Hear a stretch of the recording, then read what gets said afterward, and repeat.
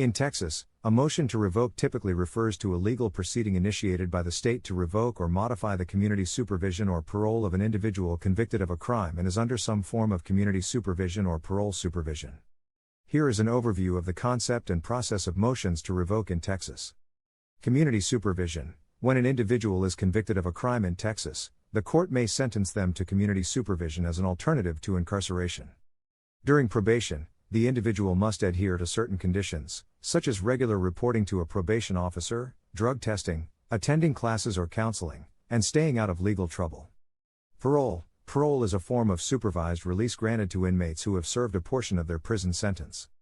It allows them to complete the remainder of their sentence in the community under the supervision of a parole officer. Parolees are also subject to specific conditions and requirements. Motions to revoke. A motion to revoke is a legal action initiated by the state when an individual under community supervision or parole is alleged to have violated the conditions of their supervision. Common reasons for filing a motion to revoke include committing a new criminal offense, failing to report to the probation or parole officer, failing drug tests or refusing to take drug tests, failing to complete required classes or treatment programs, violating any other specific conditions imposed by the court or parole board. Process. The process for a motion to revoke typically includes the following steps. The probation or parole officer or law enforcement submits a report detailing the alleged violations to the court or parole board. A judge or parole board reviews the allegations and determines whether there is enough evidence to proceed with the revocation process. If the decision is made to proceed, a hearing is scheduled. During the hearing, the individual on supervision and the state may present evidence and witnesses.